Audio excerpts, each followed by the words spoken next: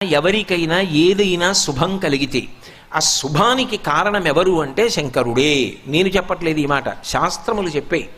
శుభములన్నీ కుప్పలు తెప్పలుగా ఆయన పాదముల దగ్గర పడి ఉంటాయిట. ఆయన అనుగ్రహించాడు అనుకోండి, ఓసారి ఇలా అంటాడు అంటే అది ఎగిరి వెళ్ళి ఇంటికి తోరణంగా పట్టుకుంటాడు. అందుకే ఒక గడుసు కవి ఒక మాట అన్నాడు, నేను ఓ పువ్వు పట్టుకొచ్చి మీ పాదాల మీద వేశాను అనుకోండి, నేను వేసినది ఇది పువ్వు, మీ పాదముల మీద ఉన్నది ఇది పువ్వు. నేను ఒక పువ్వు పట్టుకెళ్ళి మల్లికార్జున లింగం మీద వేశాను అనుకోండి, పరమ ప్రేమతో వేశాను అనుకోండి, ఆ పువ్వు ఓ ఏడాది తర్వాత నా ఇంటి మనవడు. నేను ప్రేమతో వేసిన పువ్వు 2 ఏళ్ల తర్వాత నా ఇంట్లో మనవరాలు.